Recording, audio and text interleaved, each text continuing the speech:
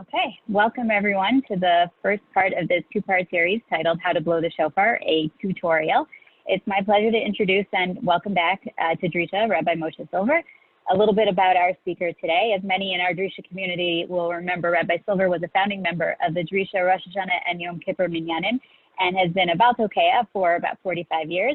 Rabbi Silver and his wife Risa Green, likewise a core member of the Drisha Minyan. They made Aliyah in 2018, and they currently live in Yerushalayim. Rabbi Silver has run a Drisha alumni minyan in Yerushalayim for the past 2 years, and this year, because of the coronavirus, as many of you may have read about in the Jerusalem Post, he launched an initiative to send shofar blowers throughout the city of Yerushalayim to make sure that no one will miss out on this important mitzvah. He currently teaches at Yeshivat Hashivenu on Har Tzion, and he continues to write both fiction and Torah commentary. His forthcoming book, The Weight of Gold, is a unique approach to studying the weekly Torah portions for lessons of personal growth and social justice. So on behalf of all of us at Drisha, it's a real pleasure to have Rabbi Silver with us again. So without further ado, Rabbi Silver. Thank you, Eunice. And thank you, everybody, for joining. And just a quick show of hands. Everybody hears me okay? Yes? Okay, good. Thank you. I'm going to encourage everybody to please share your videos if it doesn't make you too uncomfortable, because we're going to want to do some interacting on some of this. Also, I ask for your indulgence with my own technical foibles, let's say. If you have any comments to make, I'd much rather that you chime in rather than typing something on the chat. You type it on the chat, there's a very, very good likelihood that I will never see it. So if you're going to type something on chat, it means it's going to be kept a secret. And with that, I will start by doing what you're all going to be able to do pretty soon.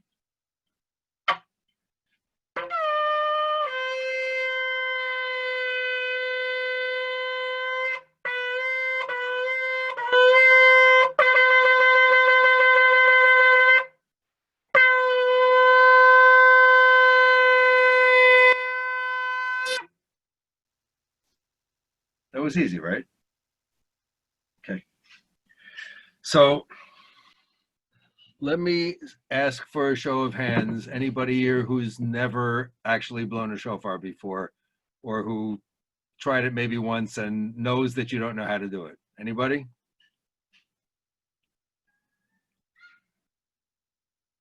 Okay, we have a couple. Okay, so you all have like a little bit of familiarity with this, or most of you have a little bit of familiarity with this. I would like to start by giving some basics about the whole experience of blowing the shofar, and I guess some really basic important technique things. I will tell you that there are really actually only two things that you need to do to blow the shofar successfully. And I guarantee that you all can blow the shofar successfully because I can do it. And if I can do it, I guarantee that you can do it. The first thing you need to do to blow the shofar successfully is you need to put your lips together and go like this.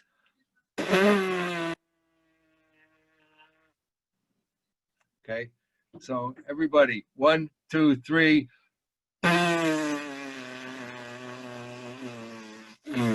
I can't hear you.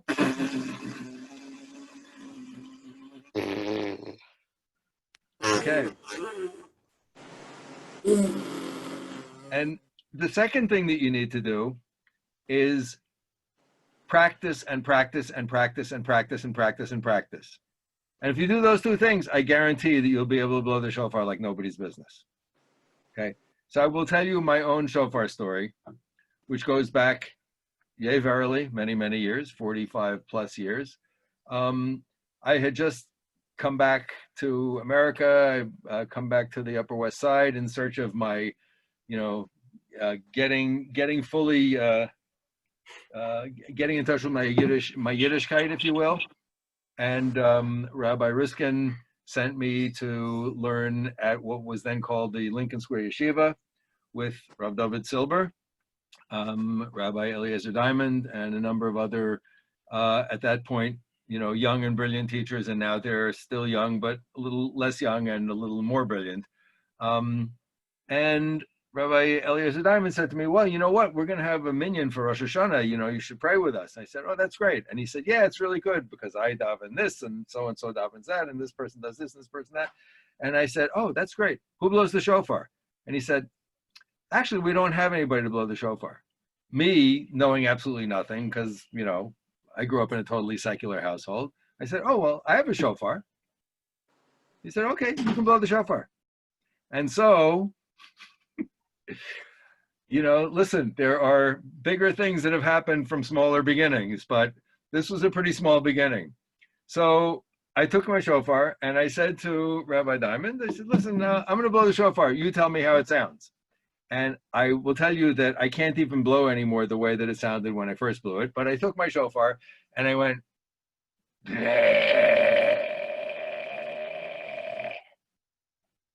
so what do you think? He said, all sounds are kosher, which is true. Bear that in mind, okay? There's no wrong sound as long as you can sustain the tone. Anyway, so he said, all sounds are kosher.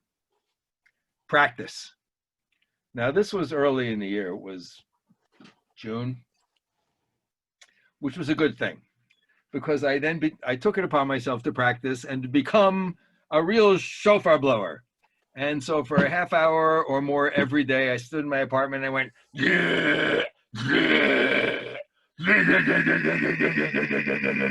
and it got to the point where I was getting some pretty nasty looks from some of my neighbors. I don't blame them. Anyway, that went on for, I can't tell you how many weeks. I felt like a really, really long time. And one day I was working away at it, slaving over a hot shofar, when all of a sudden it went, and it shocked me. I had no idea where that sound came from. I tried it again.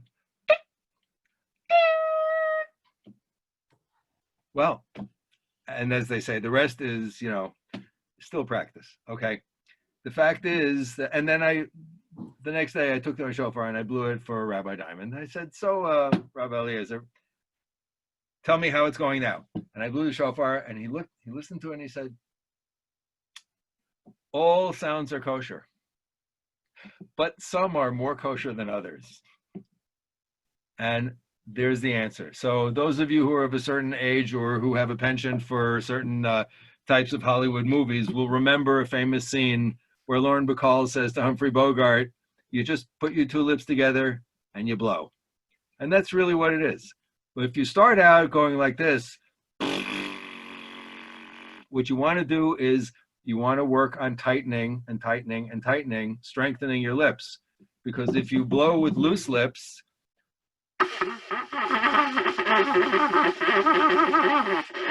you'll get not much of anything.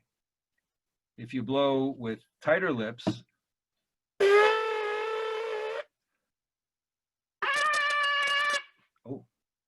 you'll get something out of it, okay? So let's just talk a little bit about like basic, how to get your lips in shape, basic posture, basic breathing, and how to practice. And if we leave today with nothing more than just how to practice and get ourselves to that next level, B'ezrat Hashem, God willing, of actually making a sustained sound. Remember, the sound you don't have to be ready to play in the Boston Symphony Orchestra, okay? One of the keys is the instrument that you choose. If you have a shofar already, it may be the right instrument for you, it may not be. What's going to be determining factor for you is this part right here, the mouthpiece. Because if the mouthpiece fits your lips in a relaxed manner,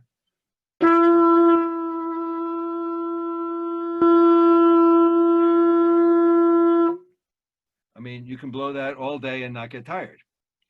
But a lot of shofars have oddly shaped mouthpieces, a little kind of an angular slit or a teardrop shape or a pear shape.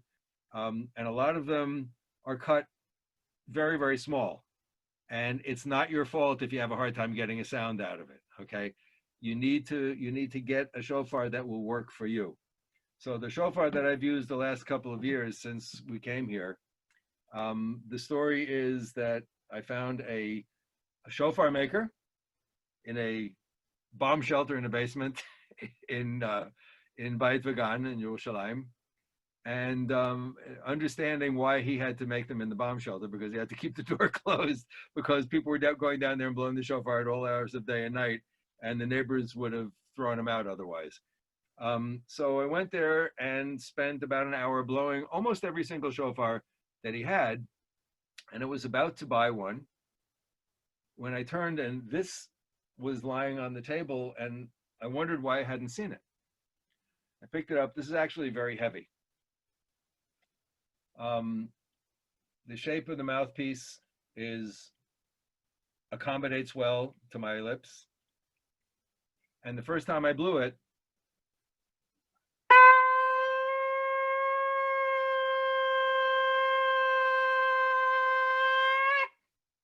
I knew. So those of you who are Harry Potter fans, you know, like the wand chooses the wizard, the shofar really does choose the Baal or Balat Tokea. You need to do not feel bad if the shofar that you got from your Zaidi, or that somebody gave you as a bar bat mitzvah gift or whatever, if you have a hard time blowing it. Okay, needless to say, in the days of coronavirus, it's going to be more challenging to go someplace to try out a bunch of shofars and buy one that works for you. But if you're having trouble blowing the shofar, it might not be you. It might actually be everybody's embouchure, everybody's lip positioning is different. Everybody's breath is different. And each shofar, because it comes from a living animal, is shaped differently. And so you need to find that right fit, that happy marriage between the lip and the mouthpiece. I'm going to give you a couple of what I consider the most important pointers for practicing. First of all, there are 3 different sounds that we're going to make when we blow the shofar, right? There's the long sound, the tekiah.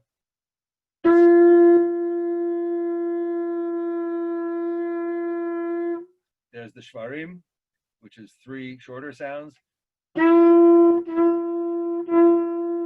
The trua, which is the shortest sound of all, which you should do at least 9 individual beats.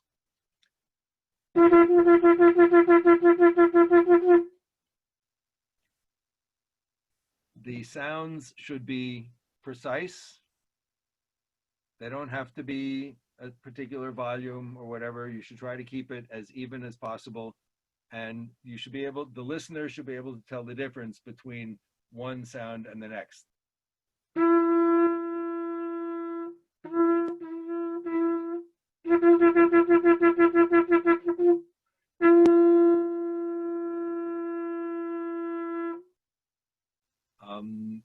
You know, you don't worry about getting fancy, because what happens to me, for example, when I try to get fancy, is sometimes I end up slurring from one sound into the next, and that's not what we want to do. We're going to keep it simple, stick to basics. So the first thing is work on that, keeping your pressing lips together as hard as you can. It helps, by the way, to put a little pressure when you put the shofar against your lips, to press it in a little bit. That helps to kind of seal it and give you a better grip on the mouthpiece. If you start losing teeth, you're pressing too hard. Breath control, very, very, very important. If you are, anybody here either a singer or play a wind or brass instrument? If you are, then you know something about the basics of breath control. Okay? I'm going to give you what I've discovered, what I found to be the single most valuable breath development system that I've ever come across. This is something that was taught to me actually by the husband of my voice teacher in Highland Park, who is a guitarist, but who also suffered for most of his life with asthma, and got himself off of asthma medication by doing this particular breathing system, if you will. The system was devised by There's a whole story, which I'll make it very brief. It was devised by a Ukrainian doctor named Konstantin Butiko, who was working basically in the ward with terminal cases, and he observed that as people started to come towards the end of, in their final hours and minutes, they would hyperventilate. And he wondered what the effect of hyperventilation was, or the cause, if there's a cause effect. So he started doing studies on healthy people and on himself, hyperventilating and seeing how that affected the breath. And what he discovered was a very simple process, which I'm going to show you the very basics of right now, which when I started doing it in a matter of really just like a few weeks, maybe a month and a half, it dramatically increased my lung capacity. It also increased my vocal range as a singer. And it adds tremendously to breath control, which is a critical component for successful shofar blowing. So the basics of this, and I urge you all to write this down, take a look on the internet. Butiko, B like Bravo, U-T like Thomas, E-Y-K-O. The Butiko breathing method. There are all kinds of resources on the internet. You can sign up for like a year-long course and become a certified Butiko teacher, whatever. The basics of what I learned in literally a 10-minute conversation has stood me in good stead. It also has helped me to not be so susceptible to things like bronchitis and allergies and so on and so forth. So the basic concept is, most of us, when we think about doing a breathing exercise, we think of breathing in as much as we can, and maybe breathing as much as we can and holding it, and then breathing out slowly, right? The Butiko method is kind of the opposite of that. It's, first of all, nothing should be forced. It's very simple. You breathe in through your nose and breathe out through your nose. Breathe in, you breathe out. What we do, though, is we breathe out to a longer count than we breathe in. So really, it's the opposite of what most of us would consider to be like a normal lung capacity, if you will, breathing exercise. And you breathe in like to a count of 3, breathe out to a count of 4, breathe in to a count of 3, breathe out to a count of 4 or 5, breathe in to a count of 3, breathe out to a count of 4 or 5, and then hold the breath out, not in. Holding the breath in, by the way, does put a little pressure on the heart. Holding it out does not. Okay. Holding it out has the effect of increasing lung capacity, has the effect of, I'm not a scientist and I can't give you back all the science behind it, but advocates of this technique say that it actually helps to cleanse the blood on a molecular level, because it rebalances the pH in the blood and throughout your system. I find it just very, very helpful for general well-being, and as I said, it's tremendously increased my breath capacity and added to my vocal range. So it's very simple. None of it should be a strain, but you breathe in, breathe out, and hold it out. If you faint, you've done it. You've held it too long. Okay. If you like to walk for exercise, if you have a dog and you take your dog out for a walk, count the steps and breathe with the steps. Breathe in as you take 3 steps. Breathe out as you take 4 or 5 steps. Breathe in as you take 3 steps. Breathe out as you take 4 steps. Breathe in as you take 3 steps. Breathe out as you take 4 steps, and hold it out for the next 4 steps. Breathe in for 3. Breathe out for 4. Do this for 10, 20 minutes a day. If my experience is anything to go by, it will change your life. If you have suffered from seasonal allergies, if like me, you suffered from getting bronchitis every year, come around this time of year, it really has changed my health picture tremendously. And like I said, increased my breath capacity. Breath control is incredibly important to blowing the shofar. You need to be able to sustain. I urge you to practice standing up. When you blow the shofar, you have to stand up. You have to stand straight. By the way, you're not, if you have one of these, for example, it's not so easy to hold it up in the air, but you're not allowed to lean on anything while you're blowing the shofar. Okay, I'm not gonna criticize you if you do, but I'm giving you over the way that the rabbis and the minyanim will tell you. If you're gonna blow shofar for a minyan, you can't lean. Obviously, you have to stand. The bell should be pointing upwards. So it does take a certain amount of physical stamina to hold the shofar, whether it's a larger one like this or even a smaller one. It takes a certain amount of physical stamina to stand there and hold it. I encourage you to stand in front of a mirror because you want your posture to be straight. If any deviation from that straight line has the effect of collapsing your lungs and your windpipe. Okay, you want a clear column of air coming straight into the instrument. The instrument is a resonating box, right? The air and passing through your pursed lips is what makes the sound. But the sound, as the old song says, it comes out here. So if you're bent over, you're going to have a hard time getting a clear sound. If you're standing straight, that holding your posture erect and breathing from the diaphragm, which we'll get to in just a moment, actually makes this less exhausting, right? Those of you who have studied voice or wind instruments, you understand about breathing from the diaphragm and not from the chest, right? You want the breath to come in here and out through contraction in the lower part of the abdomen and in the diaphragm, not right? Because chest breathing also tires you out. It's less efficient, you get a lot less wind, and you get tired much faster, okay? So all of this is obviously important, especially for anybody who aspires to blow shofar in a minyan.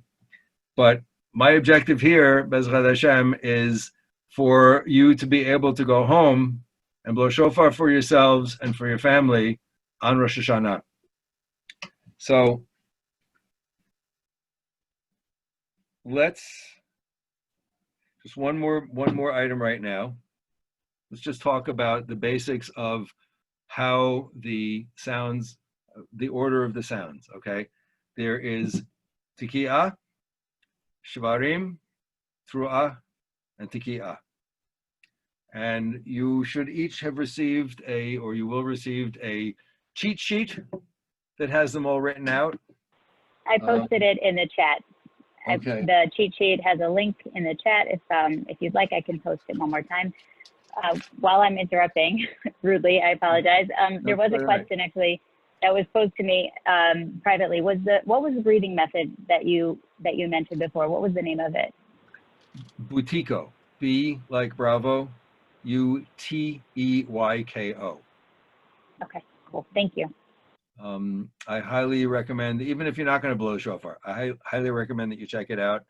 I found it to be, like I said, not very difficult to do, not very challenging, not physically hard, but really did change my life. Okay, you'll each have access to one of these sheets. So in shofar ease, it's tiki'ah, shvarim, tru'ah, tiki'ah. We call that tashrat. The next set of sounds is tiki'ah, shvarim, tiki'ah. We call that tashat. And the last is tiki'ah, tru'ah, tiki'ah. So instead of calling it tatatat, we call it tarat. Okay. The basic requirement to blow shofar, to be yotze, blowing shofar on Rosh Hashanah, is one complete set. So it's 3 times tashrat, 3 times tashat, 3 times tarat, ending with tiki'ah gedola. In fact, there's an argument that the tru'ah is the sound that's the oraita required, that's biblically required on Rosh Hashanah, because it's referred to as Yom Tru'ah. I'm not going to get into the fine points of, which sound is more important. They're all important. And so just to understand how we want to parcel these out, the tiki'ah that brackets whether it's the shvarim tru'ah, the shvarim, or the tru'ah by itself, the tekiah on either end, each one is required to be at least as long as what comes in between. Clear? So if you're going to be blowing for yourself, you're going to be counting for yourself. You're going to be either looking at a watch with a second hand, or at a digital watch that's counting off the seconds, or just kind of tapping your foot to keep time and counting the beats, okay? So you want the tekiyahs in the first one, where you have the shvarim and trua in between, the tekiyah has to be longer, because you have to, each tekiyah has to be as long as what comes in between it. So the shvarim trua is going to go pa pa pa pa pa pa pa pa pa pa pa pa pa. The tekiah has to be count the beats, right? So count, like, let's count shvarim trua. Shvarim trua wa wa wa wa wa wa wa wa. 1, 2, 3, 4, 5, 6. Tekiah wa.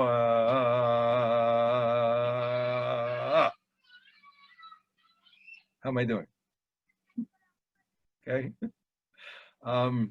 When we do the tashat and the tarat, where we only have the shvarim or the trua in between, the tekiyahs can be shorter, because now you only have to be as long as what came in between. Again, so if it's tekiyah shvarim tekiyah, it's shvarim. So your tekiyah can be tam. Okay. You're covered. Tekiah Gedola, knock yourself out. Although many, let's say that the rabbis that I've spoken with about this, the people who've paskened Tekiah Gedolas for me, have basically said, well, that's what they call it. Just do what you can, right? In other words, there's no absolute requirement for the Tekiah Gedola. We like it to be the longest of the tekiyahs that you've blown during the session, but blowing shofar is physically demanding, and especially if you've not been practicing. My personal shita for the last, Baruch Hashem, 45 years is on the 10th of Av, I start practicing, and I blow 200 to 300 kolot a day. On Rosh Hashanah in Minyan, we blow 100. Okay, so it's like, it's like running a 10K every day so that I can run, a 50-yard dash sort of thing. But you need to build up your stamina. You need to really build up the lip. I bet you that each one of you, even now, if you haven't been practicing, if you work at it for the next 2 weeks, I bet you each one of you will be able to blow these 30 kolot for yourselves and for your families, or for your neighbors on Rosh Hashanah. But you may not be able to blow 100 for a minyan and then go to a local hospital, or then go to visit, people who haven't been able to get out, or what have you. It's a tremendous bracha to do this, and it's a tremendous challenge. And I'm so delighted that you're all here participating in this. So I consider one of my great strengths, and tonight may be just a small example of it. One of my great strengths, and I mean this seriously, is that I don't have a problem making a fool of myself in public.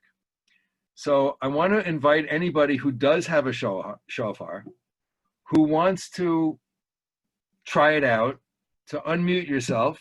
Okay, we have Shelley Glombeck. Yeah. Are you volunteering? Volunteering. Great. Just start? Go for it.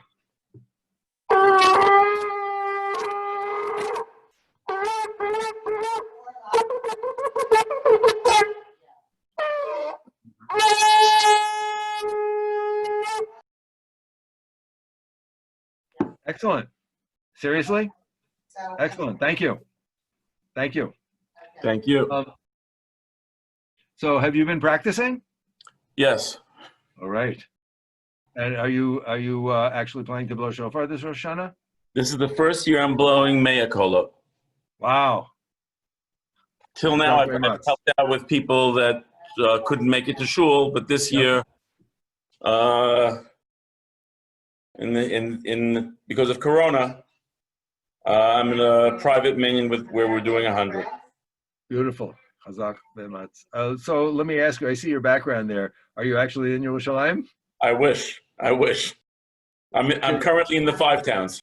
In the 5 towns. Okay. Baruch Hashem. So I'm in Yerushalayim. Baruch Hashem. I can be Mekana. Which is a good thing. So maybe. Oh, by the way, Rabbi Silver, do you know Anne? My wife's maiden name is Moed. If that means anything to you. I don't know. She just came in and. Where do I know the family from? She's Upper West Side. Okay. She was Upper West Side. Weren't we all at one point? No. I'm a Crown Heights boy. Okay. Me too. I'm going there today. All right. My daughter's moving there. Okay. Well, let's take this offline, I think. Okay. Right? Absolutely. But anyway, okay. So who's next? Who's our next volunteer? Barry, is that you volunteering? Yes. Do you hear me? I don't know if I'm. Absolutely. Okay. Go for it.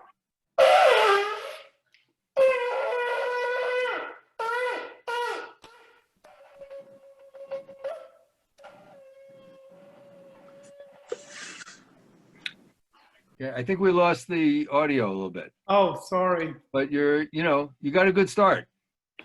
Got a good start. I would say that it sounds to me like you need to have maybe a little more pressure against your lips. It sounds to me like there's a little bit loose lips sink shofars, a little bit of maybe too much air escaping. Sounds to me like you're doing a little bit of this. Instead of, again, blowing the shofar ideally should not be, each blow should not be a tremendous effort. It takes a lot of effort to get to the point where it's not tremendous effort. But a big part of it is proper technique, is keeping yourself upright. And you got actually, I know it's easier said than done. You actually have to be relaxed. You have to be relaxed. You can't be all tense. And of course, we're all very nervous when we blow the shofar, right? But you want all the tension to be right here between the lip and the mouthpiece. Who's next? Just one question. We were in Teaneck, and the rabbis have required that there be a net be put over the shofar because of COVID. Yes. How is that done? How does that affect the blowing? And physically, how would you suggest doing that? Okay, so that's a very, very important point. Thank you. So first of all, I should have said this disclaimer before, but this is the perfect time for it. I am not poskening for anybody, and I'm not giving health advice to anybody. That said, I know that the OU put out an advisory specifically for minyanim that are meeting indoors. But okay, they have said that you can put a surgical mask over the bell of the shofar because it does not change the sound. And there's concern, particularly for minyanim that are meeting indoors, particularly for people who might not be appropriately socially distancing, that there may be, spread of droplets or aerosols or whatever coming from the shofar. So the way you do it is you take the shofar, you put the mask over the bell of the shofar, and put a rubber band around it. And the sound is undiminished. Doesn't really change the sound much. For what it's worth, and again, I'm not giving anybody health advice. I'm not poskening. I mean, I've been blowing shofar at an outdoor minyan where everybody stands, 3 or 4 meters apart. I have not been covering the shofar. Nobody suggested that I should. If they tell me to, whatever, I'll do it if it makes them comfortable. One of the other Baalei Tokea that I know here, also a former Upper West Sider, said that there's a medical researcher who davens in his minyan, and he did like a little experiment of like breathing on a mirror and coughing on a mirror and then blowing the shofar in the mirror. And blowing the shofar in the mirror, he said, there was almost no moisture that came from the shofar to the mirror. By the way, one of the things that you'll notice is after you blow the shofar for a few minutes, it gets kind of moist, okay? If you play a wind instrument you'll see like trumpet players are always shaking their trumpets out, for example, in between playing, right? Because the breath condenses inside the instrument. So a lot less moisture is gonna come out of the bell of the shofar than is gonna come out of your mouth when you're singing, for example.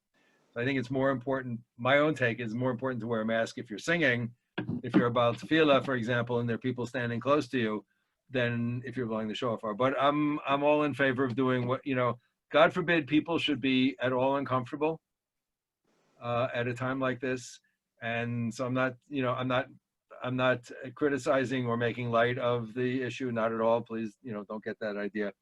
And yeah, so according to the OU, they've said, you can put the mask over the bell of the shofar. Again, you just put a rubber band around it; it should stay in place. Thank you. Yeah. Who's next? Volunteers going once, going twice. All right, so I do have a shofar. I'm willing to give it a shot. I'm a little afraid of freaking out the baby, as I learned on the first of Elul. So if you have any tips for that, I'll send the shot. baby to the in-laws. If she starts crying, I'll stop. It could also be a critique on how badly I'm doing.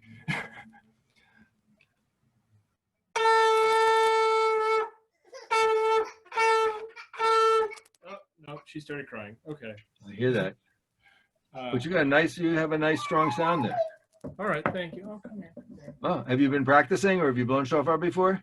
I mean, a little bit here and there, kind of just tinkering around, but never like formally or anything. Just okay. More or less playing with it. Maybe this year? Yeah. That's Hashem. No, this you got a very nice, clear, strong sound out of it. So it's a good combination of the shofar blower and the instrument itself. Onward and upward. Hugh, are you waving your shofar over there? Sure. First time today, ever.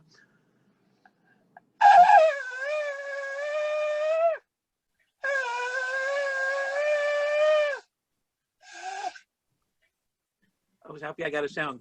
It's all good. You got a sound. Listen, Yeah. All sounds are kosher. Right. Okay. Yeah.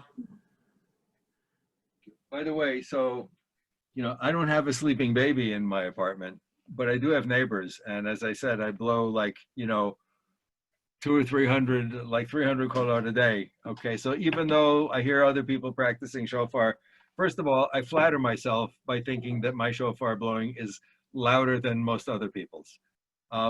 However, I found this is a very important, a technology. I'm letting you all in on a technological secret here. There's a great technological advancement called socks.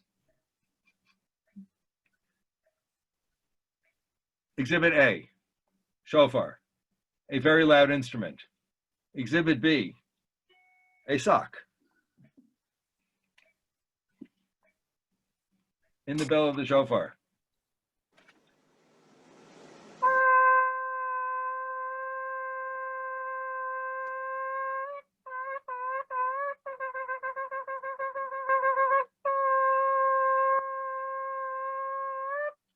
So you can practice and your neighbors won't complain. I can't tell you about the baby sleeping in the next room, but, with the sock, without the sock, QED. Okay. Larger Does it make it shofar. harder to blow? Does it make it harder to blow with the sock inside? So it does a little bit. And I will tell you also my own practicing secret, which is that when I'm practicing, I try, because I don't want to really turn bright red in the face, 300 times every day while I'm practicing. While I'm practicing, I try to make some space in the corner of my mouth to let the air pressure out a little bit.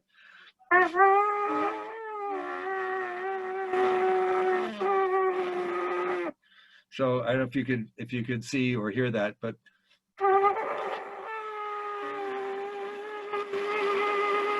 so it's actually air escaping the side of my mouth, which puts a little less pressure on my, my internal organs. Actually, the very last year of what was then the Drisha Minyan, I had detached retina, and I had to have a procedure to have it reattached, which was in May. And one of the doctors in the practice where I had it done was, in addition to being a medical doctor and an eye specialist, he also had smicha from Lakewood. So I said to him, you know, I'm glad that I got this done now because I have to blow shofar this Rosh Hashanah. He said, no, you're not. I said, no, but I've got a few months. He said, next year. Because the pressure that builds there, so there's real pressure that does build up inside of one's pulmonary, and inside of your lungs, inside of your whole breathing system, and inside your head. Okay, so yes, there's pressure. It's real. So can you pass out from blowing the shofar? Maybe. Tzvi, you have a question? Yes, just make sure it's a clean sock, not a dirty sock. Ah, thank you. A good point. Yes, these are laundered. And by the way, you can use any color. There's no requirement. Those of you who come, if you live in a frummer neighborhood, you may want to use just plain black. But actually, you know, so yeah, tricks of the trade. What can I tell you? If you have not acquired a shofar yet, I urge you to try to find something, like I said, it should be something that you can hold comfortably. Should be something that perhaps counterintuitively, these larger shofar are sometimes easier to blow precisely because they often end up with a larger and more even mouth hole. Okay, so there are different pitches that you can get out of the shofar. Most balei tokeh will tell you that lower sound, especially on the larger, the kudu horn, is the authentic shofar sound.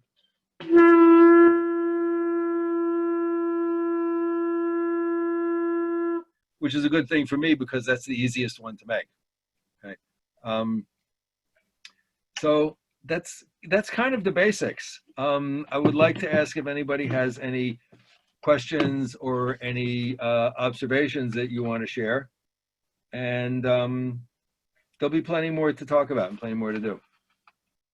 Is there a time you use for like a tekiah? Like it should be X amount of seconds? So the tekiah, again, this is like really the basic, the most important part of counting. Okay, there are the tekiah, shvarim, trua, tekiah, or tekiah, shvarim, tekiah, tekiah, trua, tekiah. The tekiah has to be as long as or longer than what's in between it. So what I do is I basically kind of just tap my foot and count beats, right? So again, let's do this again. Like the shvarim and trua, let's go shvarim, trua. That's 1, 2, 3, 4, 5, 6. So you're going to go tekiah, 3, 4, 5, 6, shvarim, trua, tekiah, 3, 4, 5, 6, 7. Okay. Is that help? Yeah, I got it. That answers that clear? Is there I mean, suppose a person did a tekiah for half a second. I mean, is there an absolute minimum shear, or? You know, I would say you're not gonna, if you do a tekiah for half a second, you're gonna have to redo it. Yeah. Okay. Okay. Yeah. Because I you guess can't the bigger do this question is, sorry? I guess the bigger question is there a minimum length for the shvarim and the truas?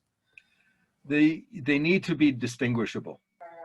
It's really the key is making each of the different kolot clearly distinguishable for what it is and what it's supposed to be. Okay. So some people, especially if you've trained as like a trumpet player, you know, you're gonna have a faster tonguing technique, right? So mine is not all that fast. So I can't go brrr, right? So my throat is like, the fastest I can do it is like, you know, so I'm stuck with that, right? And that's kind of like the basic unit of measurement is the truah, right? Again, because Rosh Hashanah is called Yom Truah, so we're gonna go like, and again, you should do at least 9 individual kolot for the truah, and they must be distinct. You can't go like, no, you know. So.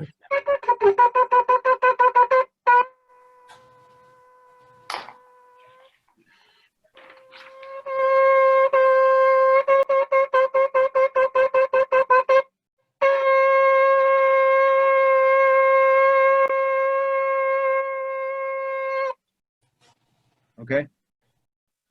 The tekiah has to be as long as or longer than what's in between it. Okay.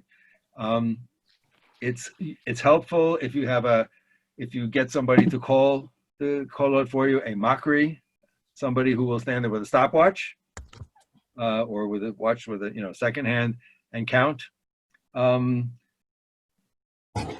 would say that if you're practicing every day from now until Rosh Hashanah, and you're just kind of beating out the rhythm with, like tapping your foot or just kind of bouncing your head and counting, you get the rhythm down. You get pretty good at judging when, how long your tekiyahs need to be. Other questions, please. There was a question that was posted in the chat from Ruth. She writes that I have heard teruah as 7 or 9 notes, and you said earlier as many as you want. How does one decide? I would say, for me, it should be 9. It could be 10. It shouldn't be fewer than 9, because in my experience, most people that I blow shofar for, the teruah is where people come to me and say, maybe you should do it a little differently, or there wasn't enough beep beep beeps, or they weren't clear enough, and by the way, so again, that's kind of like, let's focus on the teruah for a minute, right? You don't want to slide into it or out of it. You don't want to go like,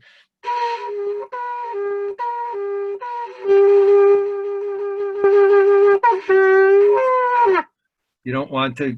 I'm not blowing so loud because it's 10:08 in the evening here, and I'm having a little bit of rachmanis on my neighbors. But the teruah, again, I would say 9 or 10. You don't want to do too many, because then the more you do that, the longer your tekiyahs have to be, right? And lemafreya, right? Retroactively, if you dwell too long on the teruah, then you have to go back and redo the first tekiyah, because it may not have been long enough, right? So I would say do 9, do 10. Don't need to do more than 10. I would not do fewer than 9, because as I say, that's in my experience, that's what people, quote unquote, are used to, what they listen for. 2 questions. Please. Okay, first question.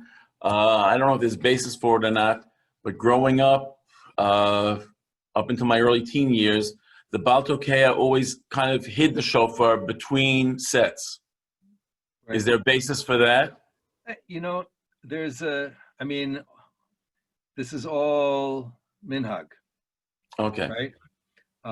Which is not to dismiss it, not to make light of it. So my personal minhag from when I started blowing shofar all the way back to the very beginning is to keep the shofar under my talit while I made the brachas, and to actually kind of bend down, get the shofar in place, and come up and blow that first tekiyah, so that ideally the sound comes out before people actually see the shofar. Right. Okay. The shofar is, where does the shofar come from? Where's the first place that we hear the shofar? Outside. We hear it at Matan Torah, right? There's nothing more powerful than the sound of the shofar. That's, that literally blew us away. Okay. And it says, that they saw the sounds, and yeah, so there's this whole, there's a whole mystical aspect of seeing the shofar, hearing the shofar, hearing the shofar, seeing the shofar. There is the way that we always did it at Drisha, at Drisha was that the Makri did not call the first tekiah, all right, because again, I'm not asking for anybody, but we consider that an interruption between making the bracha and performing the mitzvah of hearing the shofar, right? Again, right, the mitzvah is, we're going to talk, Bezrat Hashem, we're going to talk more about some of these other concepts next time, but the mitzvah is not to blow the shofar, it's to hear the shofar, okay? However, catch 22 or catch 613, right? If nobody blows the shofar, then nobody can hear the shofar. That's where we all come in. Oh Hashem, okay? So we are actually, the bracha of being the person who blows the shofar is, to me, it's such an amazing, it's such an amazingly high and amazingly powerful bracha, because what I'm doing is I'm not even performing a mitzvah. What I'm doing is I am the kli that brings the mitzvah into this world. Facilitate. Tremendous bracha. Sorry? You're facilitating the bracha, the mitzvah. Yeah. My second question, also when I was younger, I was told not to practice at night. I don't know if that's because of disturbing people or for some other basis. It's because you're either going to wake up the neighbors or you're going to wake up the shadim. Okay. Okay. I don't know. I wouldn't practice at night, but I mean, in New York City, you have if you blow the shofar after 9 o'clock, they can call the cops on you, right? Right.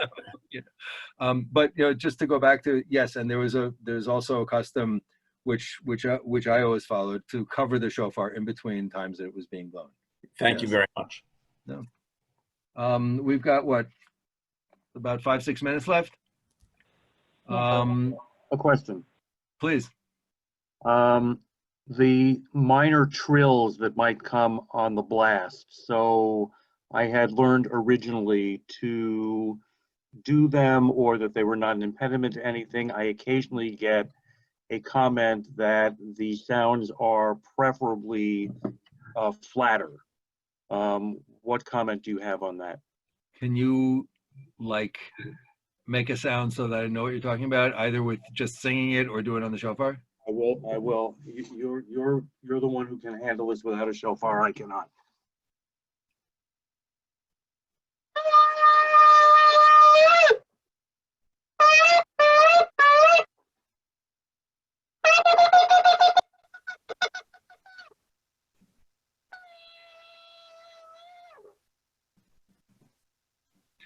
Okay, so you're talking about like that little kind of grace note at the end. Okay, so I would say, first of all, remember, all sounds are kosher.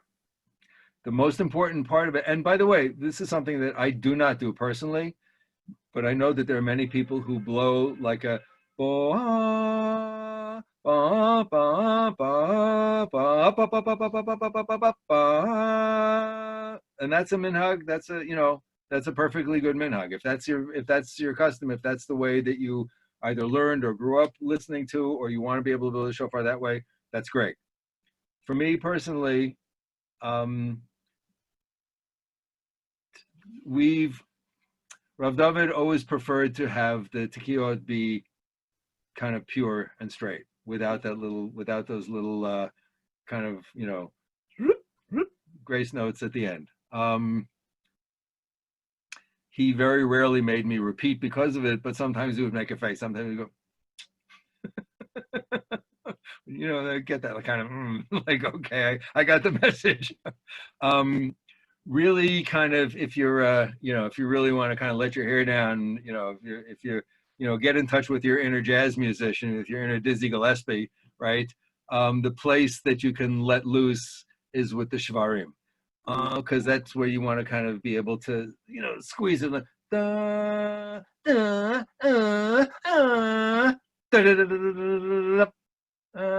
right. So the shvarim, because the shvarim is like it is actually a kind of a moaning and a sighing, sobbing sound. However, if all you do is just blow all the kolot straight, gewalt. Ba, ba, ba, ba, ba, ba, ba, ba, ba, ba, ba, ba, ba, ba. Do that 100 times, and amazing. You'll bring down all kinds of malachim from Shemayim. Please. This year, I think it's 60, not 100. Well, we're doing so in our group. We're doing. I mean, Bezrat Hashem, I'll be blowing 100 in the minyan. But then the like we have a Baruch Hashem, we have like a team of about 20, maybe more than 20 Balot Tokea who are going to be walking around Yerushalayim blowing shofar. On top of which, there are other groups. There's the different Chabads who've got some people going out, and some of the other shuls are sending their Balot Tokea out at least to blow like once or twice in public after the minyan. In our group, we're doing 30 kolot, which is one time this sheet. So it's 3 sets of tashrat, 3 sets of tashat, 3 sets of tarat, and tekiah gedola at the end. In terms of making the bracha, if you're blowing for somebody, if you either hear the shofar or blow the shofar yourself in the minyan, you will make the brachot, lishmoa and shechianu, right?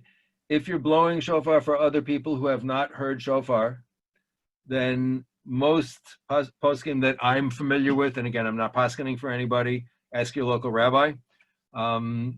Seriously, most poskim that I'm familiar with would say the Baal Tokea should say the brachot for anybody else who's listening who has not either not heard the bracha or has not heard the full at least 30 kolot. By the way, the bracha is not li'ukuva, right? If you hear the shofar without hearing the bracha, you still have completely observed the mitzvah of hearing the shofar, right? So the most important part of it actually is that the Baal Tokea has to have the kavanah, has to have it in mind that you are blowing the shofar for everybody who needs to hear it so that they will be able to fulfill the mitzvah of hearing the shofar. And to me, that's like one of the biggest challenges, is keeping that in mind. So, and as far as I understand it, it's like with the Amidah, you know, we have to have kavanah for the first brachot. We have to have at least kavanah for when we make the brachot and for that first tekiah. We have to have the kavanah, we have to have the clear intention that we're blowing the shofar in order to enable other people to fulfill the mitzvah. And there's, and so, you know, again, if we have that kavanah, whether or not we make a bracha, you know, if you go out into a public place and you're not sure who's there, who's not there, whatever, you blow the shofar. Okay. By the way, there's no prohibition against blowing the shofar more than just for your minyan, as long as you have reason to believe that there may be somebody else who needs to hear it. Okay. After blowing shofar, the second day of Rosh Hashanah, like you don't practice anymore. You can practice. I mean, this is getting into like, you know, inside baseball about the halachas of the shofar. But, you know, we can practice before. We can practice any time that there is somebody else who needs to hear the shofar. But once you're finished, you don't want to just kind of, you're not going to play the St. Louis Blues on the shofar, you know, sitting around at home in the afternoon of Rosh Hashanah. Question? I have a question. So on my shofar, there's like some, just from like use, I guess there's these like little like indent marks. Is that a problem? I hope you could see. I see them. Like, of keeping it a kosher shofar, is that? So it's only going to be a problem if they wear all the way through and there's a hole. But just, you know, no, it's you know, it means that it's been used. Beautiful, right? But it doesn't go all the way through, right? No, it doesn't. Just it's on this particular side that I'm showing. Okay. Beautiful. So can I ask you to blow that so we can hear what it sounds like? I haven't I haven't practiced in a while. Well, this is a safe space as far as shofar blowing is concerned. Maybe I'll come back next week. Sorry? Maybe I'll come back next week and please. Okay. So what I really want to impress upon everybody is, seriously, like, if I can do this, you can do this. I guarantee it. Okay. Men, women, boys and girls, and children of all ages, right? Seriously, what it really takes is you've got to get over that initial, You know, the first time you blow, you say, "Oh, it sounds terrible." Second time you blow, you say, "Oh, it sounds terrible." And most of us, most of the time, with most of these type of challenges, we're going to try it for 20 or 30 minutes, and we're going to say, "Oh, I can't do it," and then we're not going to come back to it. But I guarantee, if you sustain and work at it, make that first 20 minutes into 40 minutes, and make that 40 minutes on Sunday into 40 minutes on Monday into 40 minutes on Tuesday, and back it up with some breathing exercises so that you start to get more wind capacity, so that you start to get more breath control. And by the way, you don't need a shofar to practice. What you want to strengthen your lips, right? So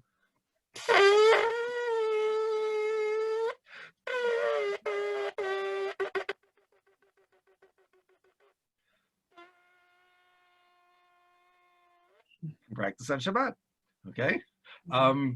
Really, it comes down to, if we don't work on building up our lips, what's going to happen is, halfway through blowing the shofar on Rosh Hashanah, our lip is just going to give out completely. Last secret, in between blowing, and I discovered many years later that people have been making fun of me for this all along. In between blowing, you want to relax the lips. Just loose, and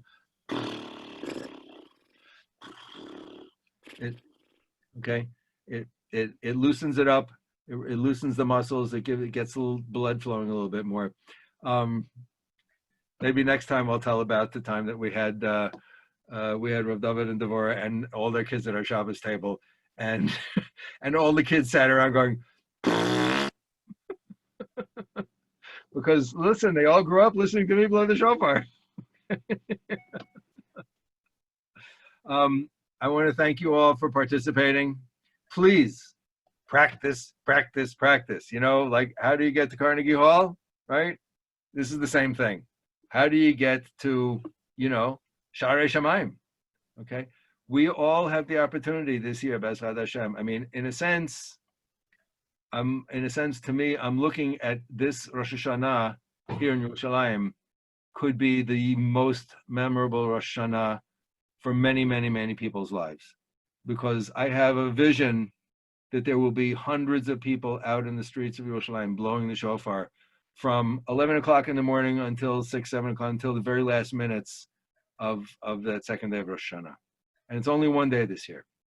And I have a vision, B'ezrat Hashem, I have a dream. I really have a vision that this is going to happen.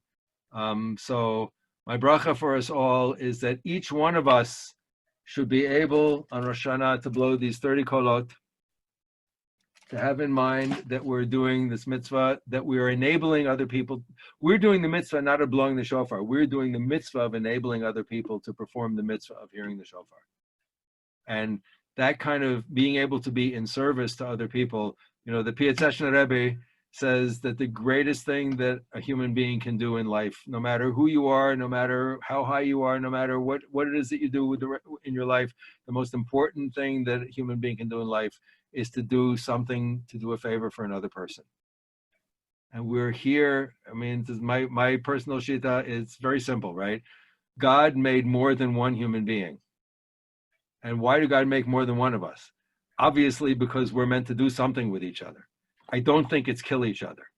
Therefore, we're here to help each other. We're here to serve each other. We're here to relieve each other's suffering. We're here to do what we can to make each other person's life a little bit better. There's nobody whose life is so wonderful that we can't do something to help to make it a little bit better. And there's nobody whose life is so miserable that we can't do something to help to relieve that misery. And to be able to all you have to do is spend a half hour to an hour a day from now until Rosh Hashanah practicing the shofar, and you will be able to enable another person to do a mitzvah. And who knows, but for one of us here, there was some Jew somewhere in the world who would not have heard the shofar except for what we're doing here tonight. So God bless you all, really. God bless all of us. I might give us all a bracha that we should be blowing the shofar this year, next year, and for many, many years to come. Thank you so much. And B'ezrat Hashem, we'll see you next week. Amen. B'ezrat Hashem. Thank you so much, Rabbi Silver. Thank you also for everyone who is joining us today on Zoom and on Drisha Live and on Facebook. So tomorrow afternoon at 1 p.m. Eastern, we're going to continue our Elul programs with part 2 of Rabbi Dr. Orial Evan Mays' class on Hasidism and Rabbi Dr. Shlomo Zucker's lecture on the Atonement of Yom Kippur, and that's at 1 and 8 p.m. respectively.